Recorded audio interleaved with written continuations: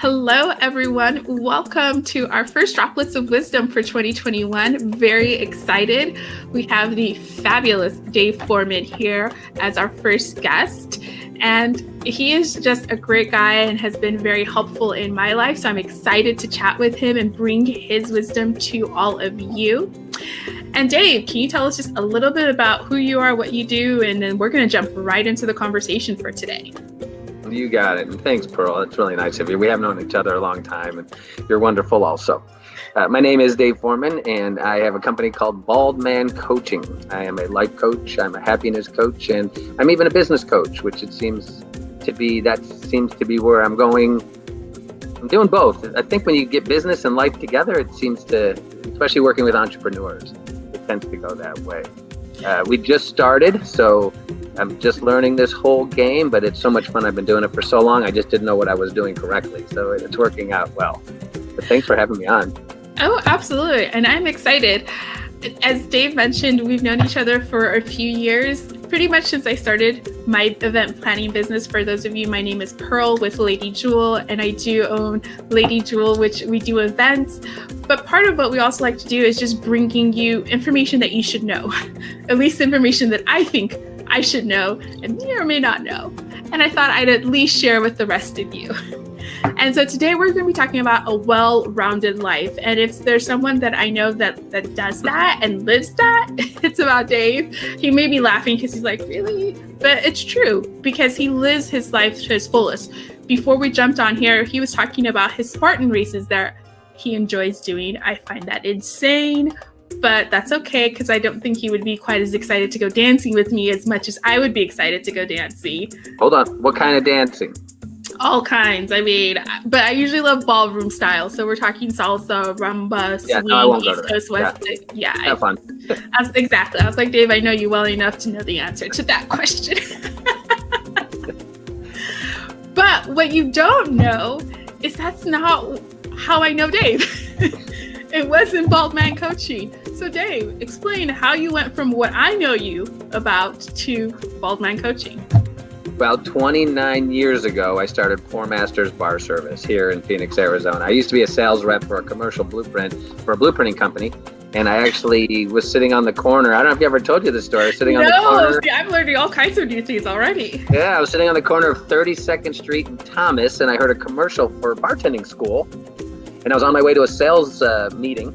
And I said, well, I got time. And I pulled into the parking lot, negotiated a different price. He wanted $500. I got him down to $250. And I took the 2-week course and I became a bartender. Now, at the same time, I didn't really want to work from 9 at night till 3 in the morning. So I did a little research, because back then we had the yellow pages. And I looked up. Heard of them? Right. I still see them on my driveway. I don't know why they still do it. And there was only 2 other companies. And that was January 1st of 92. Oh. I took, after the course, I rounded up 2 of my friends and said, let's start Four Masters. And we did. And by January 31st of 92, both of them were gone. And within 6 months, we got rid of the other 2 competitors that were there, and we took over. So we're really the original bar service here in the state of Arizona. Wow. So pretty crazy. That is amazing. I'm loving this. Okay. So here we are. Before the internet, Pearl. Before the internet, right? Before the internet, you got rid of your competition, literally. So we then grew how? 1,500% that first year. Wow. 1,500. Wow. I'm so better what? at Now I'm just kind of curious and taking off slightly, but why do you think you were so successful that you even got rid of the people that had been kind of established in that field? I can tell you why. Because one, I believe in reading a lot of business books, and we'll talk about that later. I think that's some of your questions. But the 2 people, which were amazing companies, were just like a side gig for these guys, right? They had jobs. They were bartenders. On the weekend, they would do these catering, bartending. I took it as a business. So I was really good, at networking, kissing butt, cold calling, which is my favorite thing to do, is cold call. People hate it, and I love it. I need to have you do all of my cold calling for events. Right, but think about it. I mean, I show up at your office. You're the gatekeeper, and the first thing I say is, "Hey, you want to talk? Right? Who do I talk to?" And it's like the door goes and opens up, and they just say, "Oh, talk to Susie, right? She runs all of our parties." So I'm not shy. So that way I had no problem growing the business.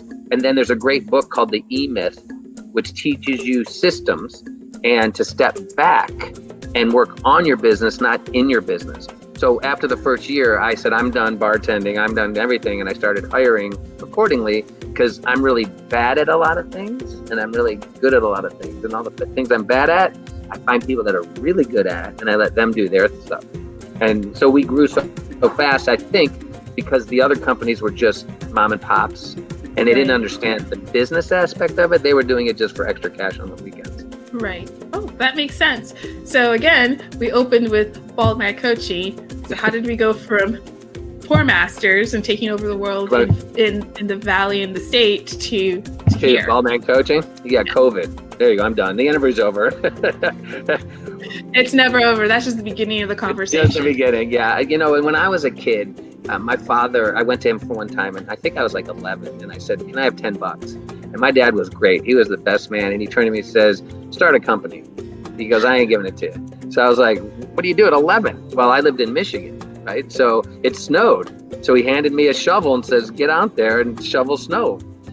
So I walked around and I made $100. Now this is way back when, shoveling snow.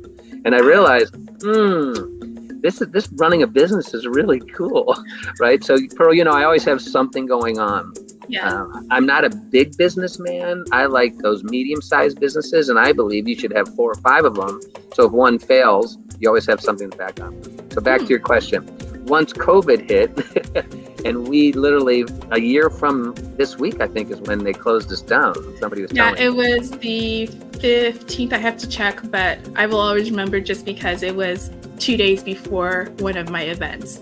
Right. So, and in those 2 months, we lost 350 events, March and April of last year, immediately, right? And so now you're sitting at home. What do you do?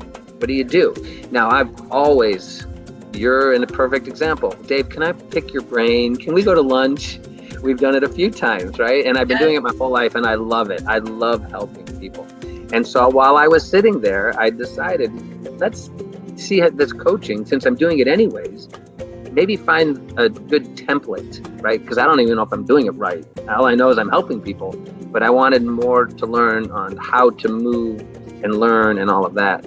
So we started, taking tests and we got certified 9 months ago. And now we're finally just putting it together. So it's sort of fun. But I've helped a few people already. So it's a lot of fun. Wow, that's awesome. Well, I mean, you talked about learning, about being self-taught a lot of time. And so how do you keep yourself motivated to continue to learn?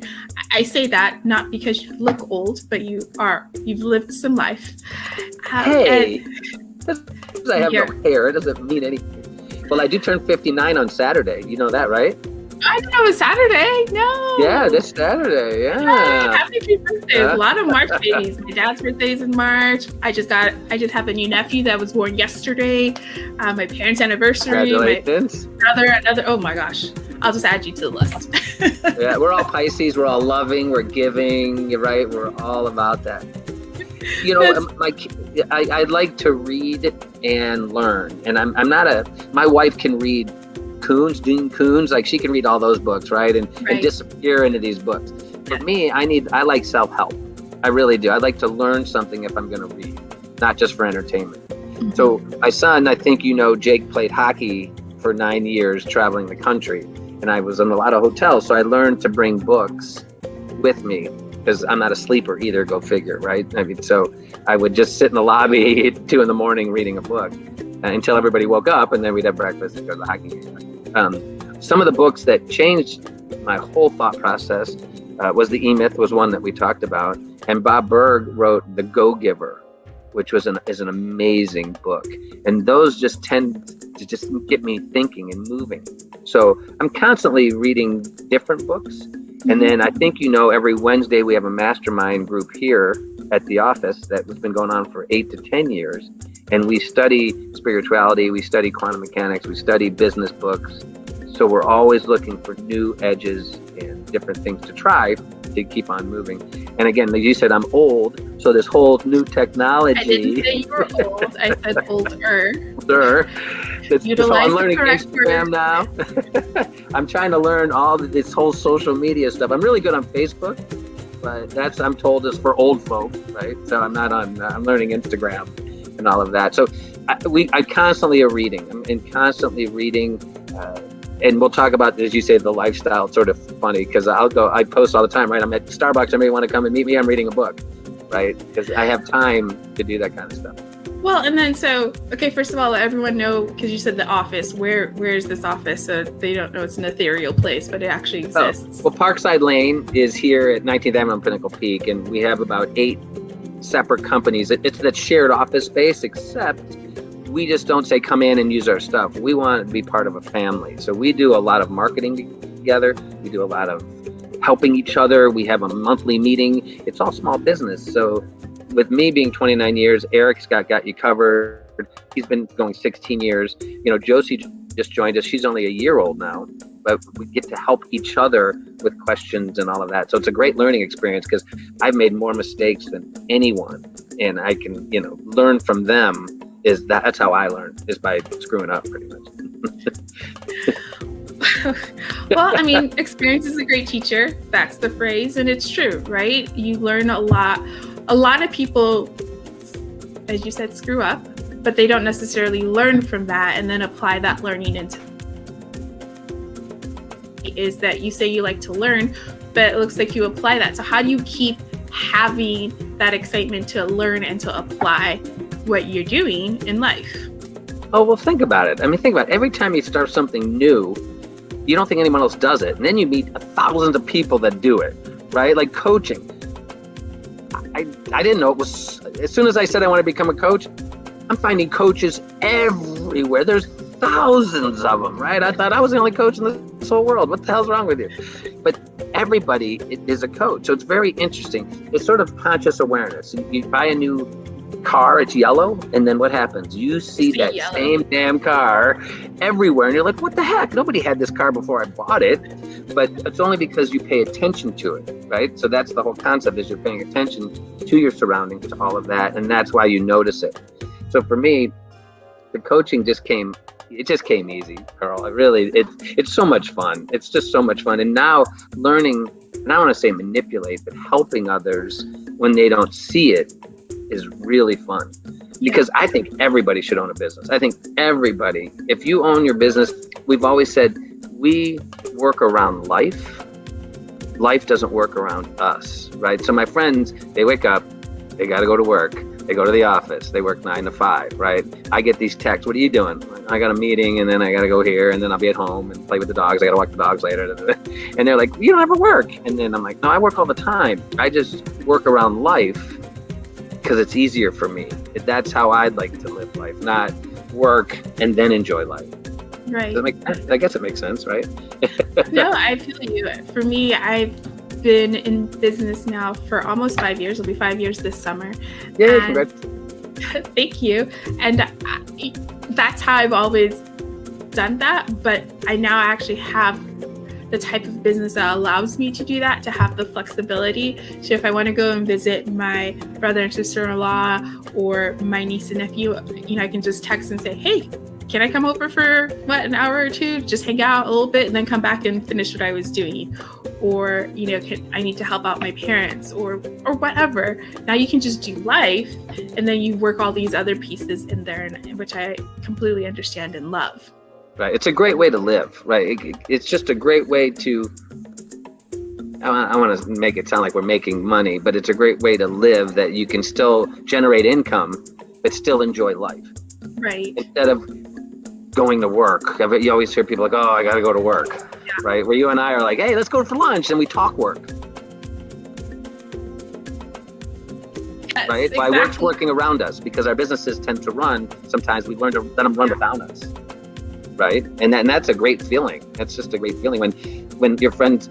I remember I was on a hockey tournament, and I was with a doctor and I was with a lawyer, and we were sitting there just waiting for the game, and they were saying how they don't make any money if they're not at the office. I was like, man, I got 25 jobs today. We're generating income right now. And they would just look at you going, that's not fair. And I'm like, yeah, well, you probably do a lot better in the long run as a lawyer and a doctor, but you have to go to work or else they can't bill anyone, right? Right. That's how they work. Yeah. They have to bill people.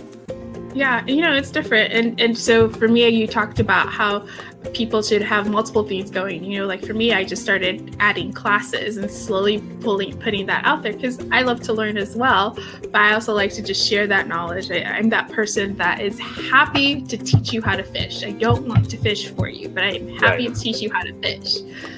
If you want me to fish for you, it's going to cost you. And so I just said, here, let me on a lesser cost teach you how to do it. And then you have that knowledge that you can now apply. And so I started to do that so that there's other things going on. And so I love that. I hear that. You had touched on this kind of thought a little bit of who you help. And so I was curious if it was niche or if you're still, you're relatively new, so you're probably still formulating this, but it sounded like you started as a life coach, but maybe incorporating the whole thing. And, the topic is a well-rounded life. And to your point, we tend to have this, at least a bifurcation, if not multiple bifurcations of this part of my life, I'm doing this right now. And then this part of my life, instead of looking at the whole complete human being and going, I'm doing life. And right now I might be working for this company. It's not that I'm doing my job or career, but I'm doing this. And so how does that affect when I'm, my role as, say, a spouse or a parent or things like that? Well, I'm helping many, it crosses over. So right now I help a lot of entrepreneurs only because, I own so many little businesses that everybody wants to help. Now, Josie owns Sitter Select, and she just started last March, right before the pandemic. And she sends out sitters and dog walkers and house sitting and tutors. I was like, what kind of sitters? Right. And so it's amazing. This girl's amazing because everybody needs that, right? As soon as the COVID hit, the virus hit, everybody stayed home. And you can't work from home when you got a 3-year-old or a 5-year-old or a 7-year-old that needs to go to school. So Josie's doing fantastic. Now, what's beautiful about it is her entire business plan, her entire business operations is the same as Pour Masters, just with a different product. She hires, sends them out, right? They have to check in, so forth. So helping her was really simple. I just took all of my operations and all my procedures and sort of switched it over to hers, which is really nice. Now I'm working with a nonprofit of a woman. And so working in the nonprofit where she wants to design a foundation, but she's never owned a business, right? But yet her life needs structure because she doesn't understand how much work goes into starting a company, especially a nonprofit. And so I have to work with her to get her to understand that, I sit around because after 29 years, the business runs. Right. But it took me 12 years to work my tush off to get there. Right. You're seeing 29 years of work, right? Of time. Right. You're not seeing the beginning part of when I started and what it took to get there. Yeah, so these people see, well, you don't do anything, right? And again, my wife was like, he works 24/7. It's constant. But she's like, well, this should happen. And it's like, no. So the procrastination. And so from a life standpoint or life coach standpoint, I have to figure out how to motivate her to do little things that she's not comfortable doing, right? Because now I have to even look into how she was brought up and what did her parents say to her about starting a business and all of that. Because there's some people that shouldn't start a business. They should have a job and work 40 hours. And that is it, right? Because we know those people. And there's other people like us. If you told me that I had to sell everything and go work for someone, I'd have to pick my wife up off the floor because she'd be laughing so hard. Like, you're going to go work for somebody? Right? So for me, if something doesn't happen or one of the businesses goes, I just start another one. Let's start something else, right? Let's figure something else out. So the coaching is very, very interesting. It's very interesting. Now, happiness coach, if you know me, we're constantly, that's an easy one for me. I don't know how people don't get it, but we always look on the bright side. And I know that's a learned feeling because you always go negative, right? That's just the fight or flight that we all learn. So learning to let it go, to relax, it's okay. I learned that from my father. I learned that very well. And it was actually on his deathbed that we learned when he literally said, guys, everyone's crying. And he said, hey, I had a great life, guys. You're all here. let's just finish this up. And you all just went, damn, here we are, he's passing, and yet his attitude was, calm down, right? and that was very interesting. And that was 10 years ago. So I took a total different attitude of just have fun. Just enjoy it, right? You're stuck in traffic. There's nothing you can do about it. You're never going to see the guy that cut you off ever again. So just be happy, wave to him, say, hey, good luck, whatever. So it's all entwined now. It's actually, when I'm working with somebody for business, we do business, and then I learn more about them. And next thing you know, we're helping on their life, right? And then I find out, well, you're not happy. Well, how do we fix that? So they all tend to go together pretty well. I think that's the part people don't realize is we try to create these buckets, but you're a human being. Life doesn't work in buckets. It just doesn't. I'm reading more and more articles. I think the whole work from home and everything, people are really examining the lives that they've been living and going, this is not really the life I want to live, but that's the only life I thought I could have, or the only one that was presented to me, or whatever comment you want to make, right? So people are really deep diving into their lives and looking at it. And one of the things I'm noticing is more articles from so-called experts saying that, you have to get to know, as a manager, you have to get to know your people. You have to understand what's going on in their life because it affects their work.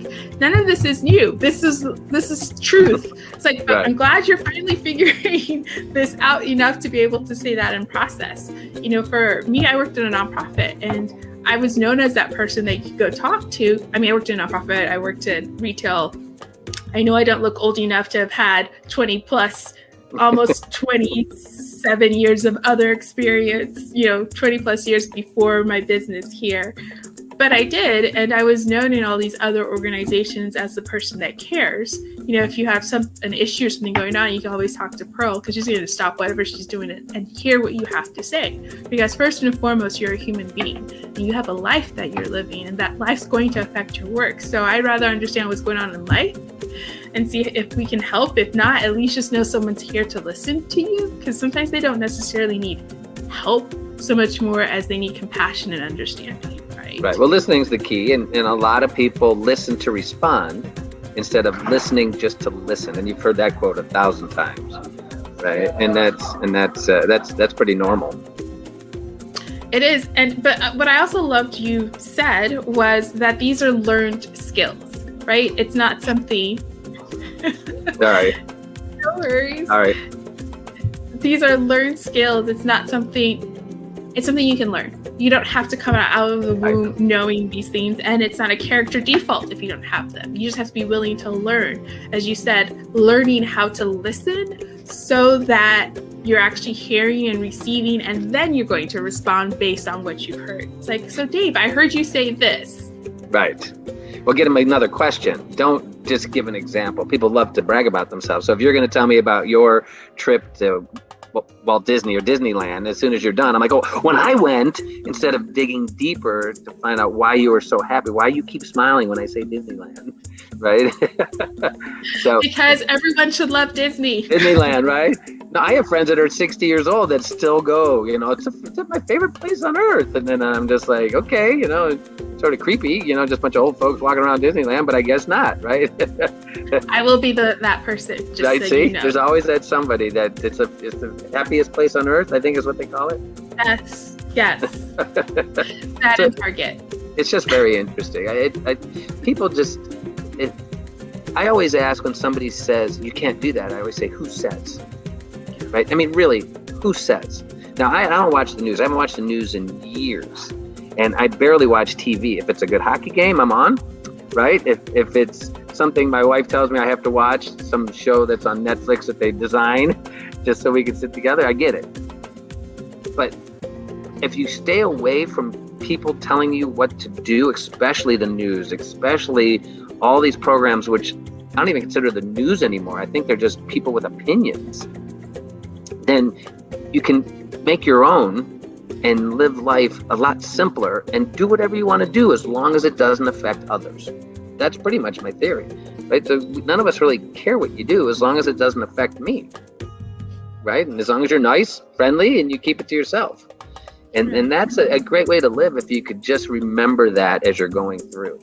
right? I feel like that should be a bumper sticker. Right. Leave me alone. No. Just do your thing and I'll do my thing as long as you leave me alone. I just find it interesting that people have such an opinion now, and they feel their opinion matters, but I don't even know you. So when somebody says something, I'm always like, who says you have to tie your shoe with your left hand? Like, who said? Why can't I use my right hand? Who cares? My wife and I love her dearly. We have two ways of getting to the same place. And we always, when we first were dating and married, she'd go, you can't do it that way. And I'd say, do that. We're going to get to here. You just happen to go this way and I happen to go this way. But the end result is going to be the same. So it's okay, right? And if you have that attitude, it's a great attitude, right? It is. So how do you, as a coach, then impart that to others, right? Do you have a system? Do you have a structure? Like, how are you, again, this is new, so I understand that, but you're already working with people. So how are you creating those systems to impart that mental attitude to others? Well, the key is to find out where they got this limiting belief, first of all, right? And how long and how deep is this limiting belief been put into you? And then sort of break it down so I can get them to show that you don't have to be that way if you're still trying to get to the same place, right? We all grew up with, I have a speech coming up about common sense, right? And everyone goes, I thought common sense opened door for a woman, right? That to me is common sense. Somebody says, no, Dave, that's a learned response, right? Touching fire, you're going to burn. That's common sense. But I grew up with two sisters and a mom, right? So I open doors. I don't go in purses, right? I don't do any of that stuff. To me, that's common sense. Yeah. To him, they're like, no, that makes no sense. Because if you have all brothers, you would never know that. Right. So I think for me, I just have to break down where your thought process comes from and then just talk it out and then we have some tricks, NLP, we're learning neuralistic programming and stuff like that, just to help you break that, to get you to do, to move and see that there's other ways to do things. Yeah. But everybody has limiting beliefs. They do have limiting beliefs. Now, if as you're doing these processes, you see someone has maybe some more issues are there things that are past your level of knowledge right now where you're saying, hey, you probably should get some counseling at this point? Absolutely. It's very interesting you say that because my life grew up, I don't, if you look at a lot of coaches, they've hit sort of rock bottom and then came back, and they're amazing people, right? They could have lost their job, they lost their homes, it could have been alcoholism, it could whatever, and then they came back and they're telling their story and helping others. I grew up in a nice Jewish family in Michigan, and everything went fine, and I went 8 years to college. I think I'm a sophomore, but I dropped out because I wanted to start a company instead, and all of this. So I don't really have this story of rags to riches to rags to riches to riches to rags, all that. All I know is my mistakes, right? And common sense. Again, common sense. My father told me every time I left the house in the 80s where they couldn't track you kids, they couldn't track you back then. He always used to he'd be reading his paper and I'd go, I'm going out. It'd be 10 at night, right? It's the 70s and 80s. And he'd go, just use common sense. And I knew exactly what he was saying, right? We all know what he's saying. And if we can get people back to that mentality, I think you'll see people mellow out a lot because they take everything so personally now. Well, it's actually very interesting that you say that when you said that we all know what he meant, just use common sense. I actually think we have a generation or two of people that really don't know. Who no longer know what that means. I mean, you said you're doing a speech about common sense and it's learning, but to be quite frank, I don't think people know. Certainly, if you're younger than maybe 30, depending on your family structure and your history, this thought of a common way of doing things is probably a bit novel to people. Well, is it common sense to drive on the right side of the lane? To me, is it common sense for the slow drivers to drive to the right or to the left? As people are passing you on the right and giving you looks, common sense would be, maybe I'm in the wrong lane, right? But maybe, but we all know that yet they don't move. So it's telling me that common sense is not as common as it once was. That's why coaching is a great, for everybody watching, if you want to be a coach, get these people over to the right side of the freeway instead of the left side. But to answer your question, I'm sorry. There are people I've talked to that is way above my, like they start telling me about their childhood, and it's something that I can't comprehend. So what's interesting is I have a great friend who is an amazing psychologist in Michigan, and she's actually my mentor. So I actually called her and said, okay, I have a client. This is what I'm seeing. These are the body languages. This is what I'm coming. And she goes, oh my God, ask her this and tell her this and ask her that. And so she's amazing in helping me get to a point of trying to get them to open up a little bit more so I understand really how to help them. Yeah. Oh, that's fantastic. Yeah. Yeah, because there's times when I'm like, okay, this is way above what I even know, right? Because I've never experienced anything like this. Yeah. So it's interesting. Oh, that's so great. So I'm not necessarily know if we answered this question, but do you have a focus? Like, do you work with just entrepreneurs? Do you work with business owners, small business owners? Do you, or at this point, are you still wading through that and seeing where it eventually lands? I'll work with anybody. I mean, to me, everything's new and exciting to me. So I'll work with anyone. But I think because, well, I mean, Arizona's great for small entrepreneurs. Everybody here owns a business, right? And it might not be a $10 million business. It might be a $150,000 business. But if you can generate personal income of $100,000 and your margins are that good, why have a huge business? So I'm tending to get people that want to start a business, or are just starting a business, or have been in business and they're stuck. They don't know what to do. So it tends to be right now, I'm doing more business coaching. But then as I get more into their business, I'm learning that their life needs to change also. Right. So we can help with the life part of it at the same time. That's really good. Kind of the next question that I had was, 3 things that you've learned to help you be successful. And it's interesting because I'm not asking you if you're successful.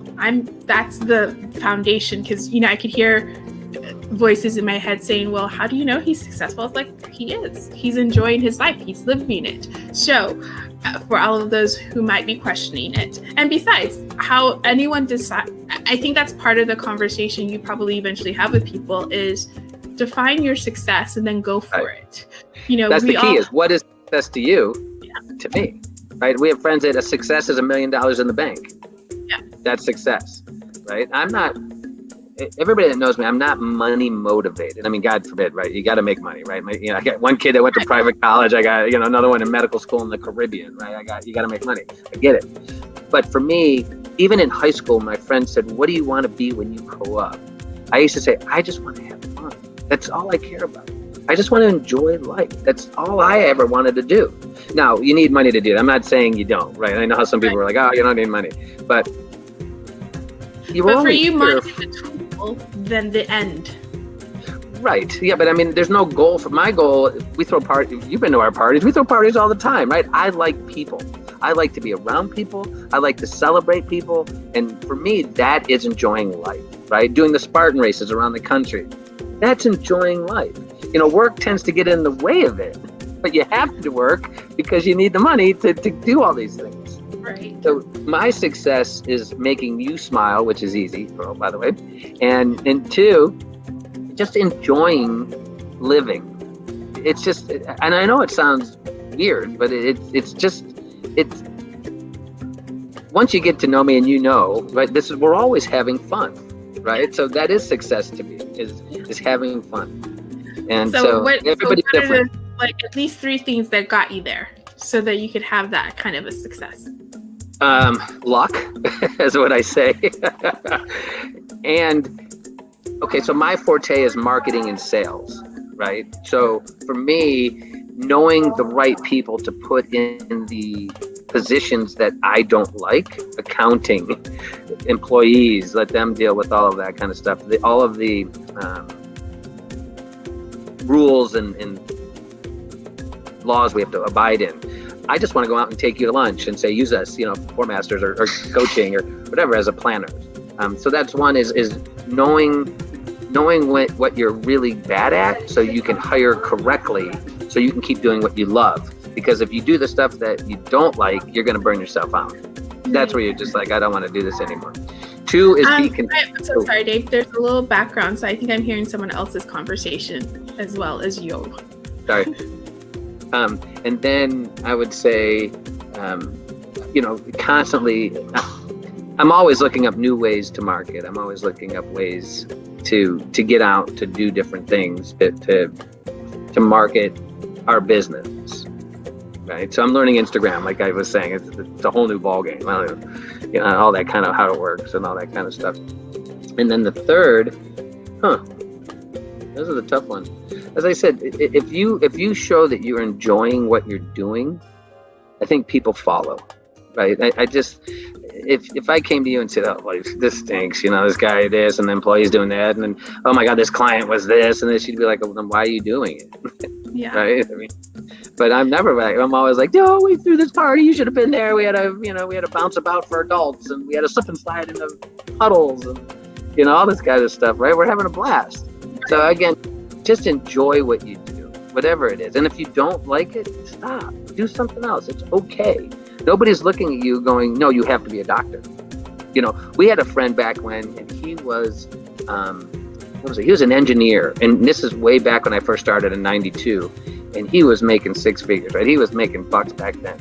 And he decided, screw this. He quit and he became a ski bum in Utah and worked for a Little Caesar so he could ski. That's it. That's all he wanted to do was just ski. And he did it for 5 years. And nobody came at him, right? He was like, this is great. And he just did it. And then one day he says, okay, I probably should do something else. And now he's a big time banker, with one of these big banks.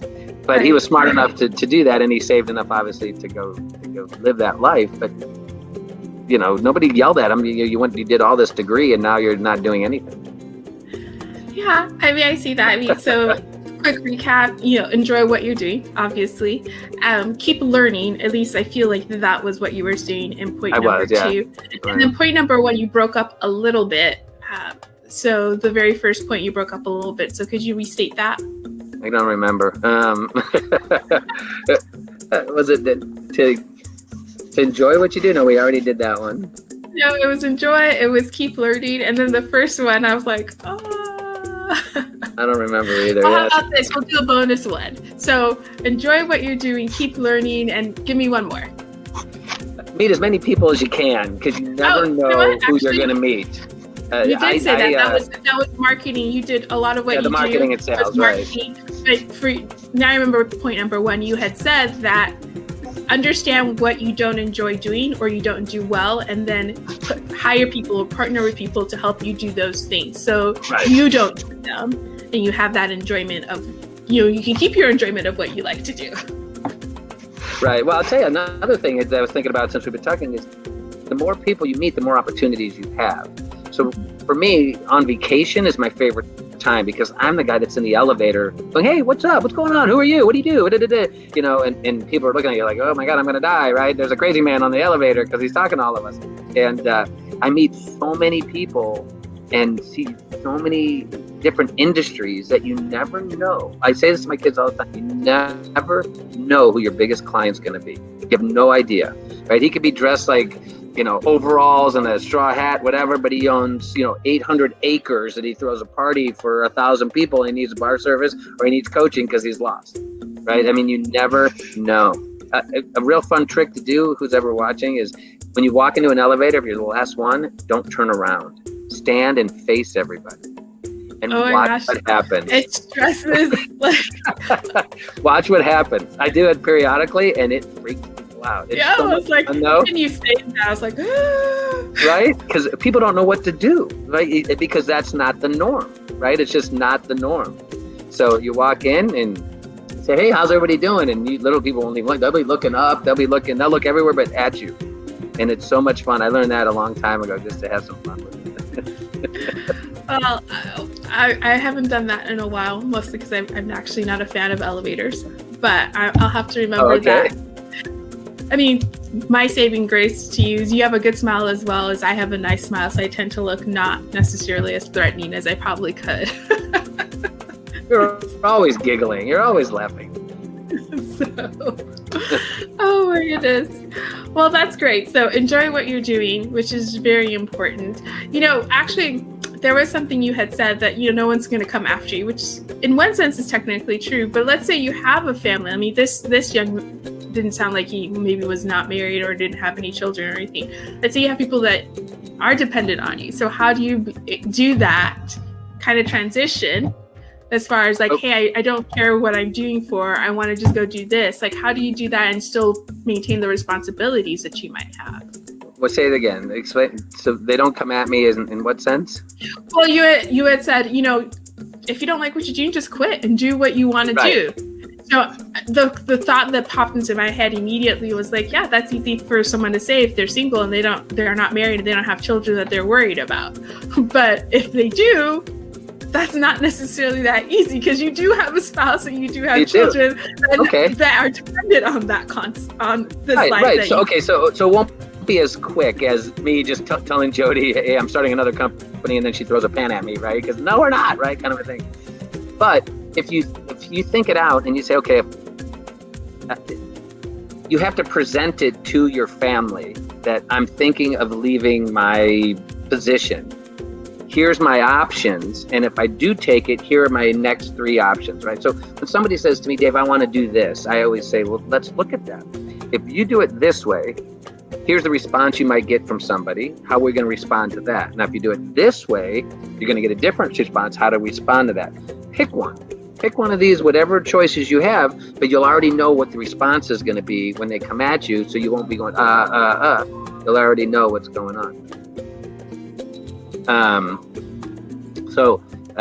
To me, you always have options, and I think if you have a family, then hey, hold on a sec.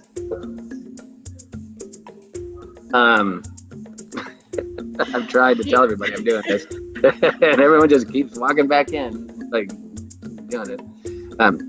But again, you plan it out, and then have the options for what they're going to come back at you. Right? So because if they come back, you already have the answers. Another pre-plan, and I guarantee you, your family or whoever you're going to talk to is going to support you, unless it's just a crazy idea. You want to become a clown and run in a circus and and travel the world as a clown or riding a unicycle or something like that. But it's true. I still put that in perspective. If you have a plan and you're like, here's step A, B, and C of how to get there, I may think you're insane, but it sounds like this is still doable, surprisingly enough. Well, I'll give you a funny story. My son wanted to take a trip with his girlfriend in high school, and we knew my wife would say no. So he came to me and I said, okay, this is a 3-week project, right? So we sat down, and every time he said something and we knew her answer, he knew how to respond. And after about 3 weeks, about 2 another, she finally came around and said, fine. But here are some rules, which is fine. But he looked at me like, oh my God, I can't believe we actually did this. And I said, because we understand how your mother thinks, right? So we know she's going to say no right away. But that doesn't mean she's saying no because she doesn't want you to. She doesn't know because she doesn't understand really what you're asking for. Yeah. So we spent this whole time, and I even told him how to act and put your hands up when she's yelling at you, and how to walk away without saying anything. And he cracked up. He's like, I can't believe you taught me how to do this. So over the years, he's like, what do you think? And I'm like, this is a 3-dayer, right? This is a 5-dayer. But no, it's true. I mean, my dad loves deep diving. He's the person that could take one question and you're going to talk about it for 2 hours. So I know that, talking about how your son knew that, you knew that, of course, about your wife, but you taught that to your son, like, here's how to interact with mom, because I've had some time with her. So I understand right. how this will work out.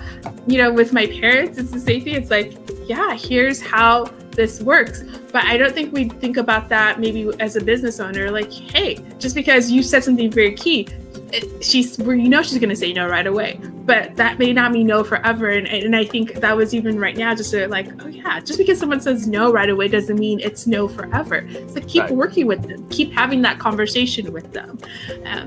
And who knows, like one of the groups I'm in, a gentleman, 4 years they've been working, they just got the deal. 4 years. I mean, their projects are huge, but still 4 years. If he had stopped 3.5 years, he wouldn't have gotten it. 4 years, they just got the deal a week ago. And that was, again, another one of those eye-opening moments that I know that I give up way too easily. I start something and I don't keep going, because you just never know what it will be the final thing that someone says, like, okay, yes, now it's time. Now we want to utilize you. Right. Well, before I started Pour Masters, I worked for a blueprinting company, and there was a big client that was a big construction company. And anytime I saw him in the newspaper, and if you guys remember, there was a newspaper back then in the 90s, I would take their article and I would actually put it on particle board and I would laminate it and I would take it over to them and say, here you go, and frame it. And they would go, thanks, Dave. But they still weren't using us. They were using a competitor.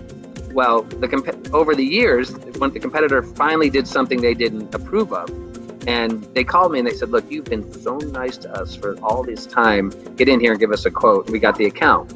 So it was just consistent of being nice. And it's okay, you don't have to use me now. But if you want to use us, I'll be here when you're ready. And yeah, it took a year or two, but that's fine. That's how it should be. We should just keep on going. Love it. Well, we've talked a lot of things and you kind of touched on this, but if there's more you want to add is, how do you create a space of joy and happiness? Again, because we're talking about systems. As a life coach, as a business coach, you're taking these ethereal concepts and teaching people a systematic way to create this space so that it's a consistent state of being that they're in. Well, again, a lot of it is conscious awareness, right? You have to be conscious of how your thought process works. Now, the first thing I would tell you, and again, turn off the TV, turn off the news, just turn it off. They don't do anything but scare you, yell at you, and I'm not getting into who's right and who's wrong. It's just you watch the news. The only time they say something positive is at the very end, so they can say, oh, we give you the news and it's positive, and they try to end it on that. Otherwise, we're all going to die and we're all coming to an end and the world's blowing up. And so turn off the news, and I guarantee you, your mindset. As a matter of fact, I have a friend from high school who actually got me on Facebook, and I haven't watched news in years, and I post about it all the time. And he said because of me, he gave it up 6 months ago, and he is so calm now and so relaxed that his wife doesn't even like him. She goes, he won't even argue with them because she still watches the news. So it's very interesting. So I would say definitely stop the news. Also, really think about the people you're hanging out with. Like, is there somebody that is, as soon as you see them, they go right into everything that's wrong for the day? Is there somebody that's just not complaining, but just negative? Spend less time with them. Start your bubble, and I live in a bubble, which is fine. My bubble's good, with good, solid people that you enjoy and you're happy with, because those are the people you're going to hang out with anyways.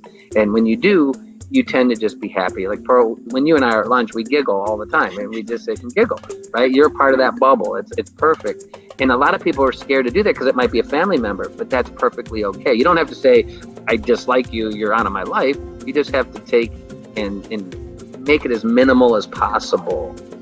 You said a family member. It was funny when you said that. I was like, what about if it's their spouse? Like, that's... Then you shouldn't be married.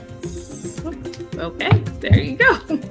Right? I mean, if you don't like your spouse, then it's time to make some hard decisions and make a decision. To me, right? Unless you're going to sit down and talk it out, then that's a decision, right? So again, I would have said to you, we have three options. 1, sit, talk to your spouse, figure this damn thing out. 2, talk to them, leave, and say I'm out. Or 3, just leave, and she'll find out you're gone, right? So you have many options, and then you'll see what happens. Right. And then, for me, we just have fun. You know us. I mean, to have joy is to be with you at lunch, is to throw parties here, to be around. For me, it's people and events. We throw a party here every month. And we're having one on Friday. If you have a birthday in March, or somebody has a birthday in March, we're throwing a party for you. So just show up. How about end of February? My birthday was on the 28th. Right. But somebody that has a birthday, because my birthday's on Saturday, so you're invited. Like we come up with silly stuff, right? I mean, Eric comes up with brouhaha, right? We have a beer tasting and a comedian, because we like people. And for joy for me is to be people. My gym is a HIIT gym. So it's not like where I go and I used to put on my headphones and I wouldn't talk to anybody when I would work. We all work out together. And my wife says, the only reason you go there every day is because it's a big family. And it is. It's the nicest people you'll ever meet. And we have so much fun because we all have the same attitude. Yeah. So it really is a lot easy. You just have to sort of clean up your bubble, right? And notice who's in your bubble, and notice during the day what sort of ticks you off, right? What are your pet peeves? Get rid of them. Get rid of them. I was at lunch yesterday with a client, and we were working on a kiosk, and she kept making mistakes, and you could tell she was just getting so frustrated. And I'm cracking up, going, calm down. And she goes, "You're so calm about this." And I'm like, it's just a kiosk, right? I mean, how can you get so mad over it? We're just ordering lunch. And she just started giggling. She goes, "Yeah, I mean, you're right." But for some reason, that kiosk got her just riled up because it wasn't doing what she needed it to do. Well, I mean, your opening comment was your mindset, right? And so even just this last example that you gave, there's probably a trigger there of not wanting to look foolish in front of someone. But that takes you time to dig through all the layers of why you're upset about something to get to like that root cause of, oh, it was this that led to this, that led to this. That's why I was upset. Right. Or maybe on the way there, she got cut off, and then, she lost a client, and this was just that final, nothing's working today. Right? Exactly. It's like that final straw, as they say. Yeah, just laugh it out. I mean, I remember when I was getting in the car once, I hit my head, right? It's like I wasn't paying attention. I was putting my briefcase in, and I hit my head, and I sat down on the thing, and I screamed, turned all red, like red as a shirt. And then I started laughing, going, why did that upset me? I mean, I don't get it. So the next time I did it, I just sat down and started laughing, going, okay, that was easy. And one of the things I do... had it next time that you hit your head that the first time didn't take. Yeah, no. Well, you've never done that? It's like you get into the car, I was trying to throw like the briefcase into the second seat or the passenger seat, and I jam your head, or say you stub your toe right on that, and within a few seconds that toe is going to hurt like a mother. Absolutely. Right? Instead of screaming and yelling and, Dave, you're such an idiot, I can't believe it, just start laughing, going, oh yeah, that one's going to hurt. Right? And then giggle it out, and then it's going to hurt, and you're going to go, okay, but there's nothing you can do. It's already happened. Yeah. Right? Things that happened in the past, there's nothing you can do. You can only live in the moment, in the future. Yeah. So just let it go. Well, I love that. I mean, you said turn off the news, which, by the way, for anyone who's wondering, my mom knows. Well, my parents in general know that about me. They're like, I think Pearl started watching the news in high school. I was like, unless forced, I have not watched the news. It's not even years. At this point, it's decades. Good for you. Good for you. The advent of social media, I figure if it's really important, somehow it shows up in my social media feed, and then I'll do my little Google. So I have attempt to figure out what the facts are, and then go from there. But after that, the news does not affect you in one way. It really does. In one way, there's nothing on the news that will affect you in one way. If you get somebody that there's new taxes or there's less taxes or whatever, your accountant's going to fix it. It doesn't affect you at all. Knowing that there was an accident where a dog died, right, will not affect you after the news. And yet it's going to drive your emotions berserk because we all love dogs, right? So why watch it? So go ahead. I'm sorry. Yeah. No, but that's the point. So turn off the news. You gave that great example of your friend who's done that for the last 6 months, and it's apparently he's a little too calm for everyone in his life now. But I love that. Wait up. Turn off the news. It was interesting how he. Oh, go ahead. I was going to say it's interesting how he contacted me to say how I've shaped him, and I didn't even know it because I'm just posting what I do. Right. So I affected him in a way that he literally said, huh. And he stopped watching the news. Now he's back east. They live for the news, right? He's from Michigan. They live for the news, right? They believe the news. That's scary. So that's even more scary. Yeah, the news is opinion polls at this point. I think it's more of it's just a commentary. Anyway, we can have a whole theme just on the news. But right, that's what you should do. Your next show should be on the news. The news. So turn off the news. You talked about creating a space, but basically choosing joy. Choosing to be happy. Live in this moment. right? You can't change the past. What you can do is react to the moment that you're having and have fun. You've said that. Literally, I would say that's your bottom line right there. That's my bottom fun. I do it all the time. Jody will say, let's go to time. dinner. And I say, who can we invite? And she goes, no, just us. Okay. But to your point, I mean, you know what fun is for you. And I think a lot of people haven't taken the time to go, what's fun for me? Like, what do I actually enjoy doing with life? And then can I add that into my life? You know, I love to read in one of the books.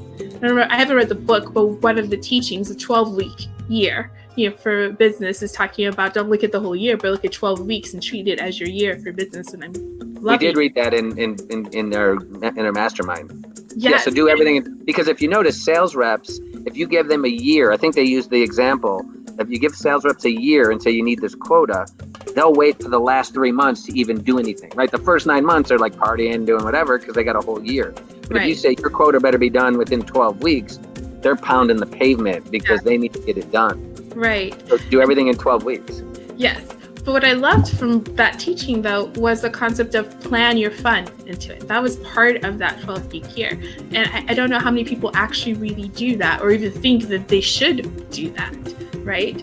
So for me, I love going to movies. I know for other people, that's not the thing. But for me, I love going to movies. And now that we can actually go to movies, I'm slowly but surely planning it back into my weeks just to go to a movie because I just enjoy that. And so for you, you know what fun is, what it looks like. For all of us that may be listening to this, that would be my biggest challenge. Like, sit down, think about what's fun for you and put it into your schedule. Plan it into your days so that you're enjoying life, you're living life. Work is just one of those things that you do, but it's not all that is. Right. Well, do you think now with COVID, and as you were saying, now that people are working from home, do you think that's going to change a little bit? Because now all of a sudden they realize I have a little bit more free time because I can work from home. Maybe I'll jump on the Peloton and ride for a little bit, or maybe I'll take a walk with the dog for an hour, you know, instead of going to lunch like they used to over at the office. So you think maybe that'll change in the next few years where people will start enjoying a little bit more? We'll see. I mean, I've been reading different articles and different things, so it's mixed. I think the American culture doesn't know how to enjoy life. And so whether you're working from home or not, it's still a mental shift. I'm noticing that people still have to have that conversation, even though they may have the space to do it. They don't realize that because they don't see it because they haven't trained themselves to see it in that view. Yeah, I have friends that, you know, I worked 90 hours this week and they're bragging about it. And I'm going, I don't know if that's a brag or I don't know what you're doing there, but you need to cut back a little bit. Exactly. I mean, that's the mentality and the mindset. So I think honestly, for a lot of people working from home, it's stressful because now they don't really know how to shut it off. At least when you go to the office, you know, when you're leaving the office, you can shut down work for a lot of people. But when work is home, I honestly think a lot of people don't know how to stop now because they no longer have that even physical separation from office to home. To work. Oh, maybe. Yeah. See, I think it the other way. I think, okay, no one's looking. I'm going outside for a quick run, right? I'm going outside. Okay, I'm going to go play with the dogs real fast. No one's watching me, right? There's nobody here.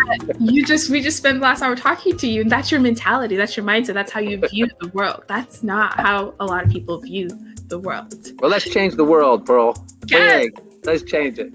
This is how we're starting. So we've got like maybe a minute and a half. What is one thing, I'm going to guess, besides have fun? So I'm just going to throw it out there so you can't use that as an example. Well, working with you, or just one last thing you want people, after they've worked with you, spent time with you, what do you hope they will walk away with? You know, I just hope they understand that life's not here to work. I know we said it, and it's not about fun either. It's just you need to be happy, and and fun comes with happy. But there's so much coming at us now. I mean, we talk. I'm not that old, but still, we talk about before the internet, where your parents said just be home at 7 for dinner. They had no clue you were out playing in the creek and riding and playing in mud and riding your bike and having a blast. And now it's constant, right? You're constantly looking.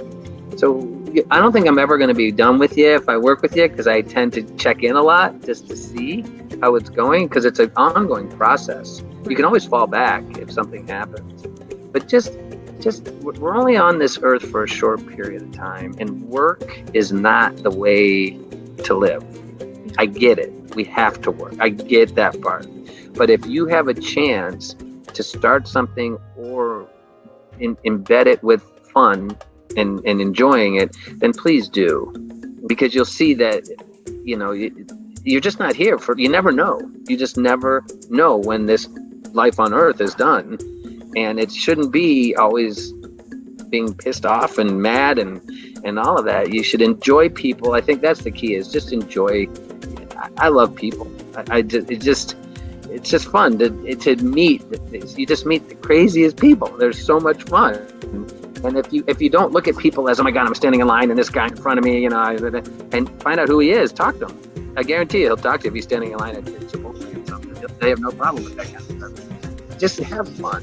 And I keep saying have fun. I know I shouldn't say that, but enjoy life, because it's a short period. Even though you might live to 90, when you're at 90, it's a short life. Right? Getting to 90 might seem long, but it's not. It's not. Just, if you need any help, just let me know. Because it's just, if you could just relax and take it one day at a time, you'll see life's a lot better than you believe. Yeah, great. Thank you so much, Dave. Really quick, if someone wants to get a hold of you or work with you or just have some questions, how can they do that? Well, with Bald Man, I think we're still in the process of putting it all together. You can still call the same number as Poor Masters if you want. So if you go to poormasters.com, you can use that number. Baldman.com, baldmancoaching.com is actually being designed right now. We're almost finishing with the content, so that's nice, and I appreciate that. And Parkside Lane Events is our office. So if you're looking for that type of atmosphere, you can get me a hold there. So Facebook, Dave Forman. I'm on all the social media. I still don't know how to use them all, but I'm still on all of them. We have Twitter, we have Instagram, we have all that stuff. But I'm mostly on Facebook because I'm a senior. I'm told that's what you have to use. Oh my goodness. Well, thank you so much for your time and just sharing. And of course, it was fun. Oh, thanks, Pearl. I love you. You're the best. Thank you so much. It was a great time. Thank you for your time. And I wish you all the success. I know you'll be successful. It'll be a lot of fun. And for everyone listening, if you have any questions, give Dave a call, a chat, Facebook. He really is there and truly does have a heart to share wisdom and knowledge and just his abilities to the world. And so, I'm that person that has to take advantage of it.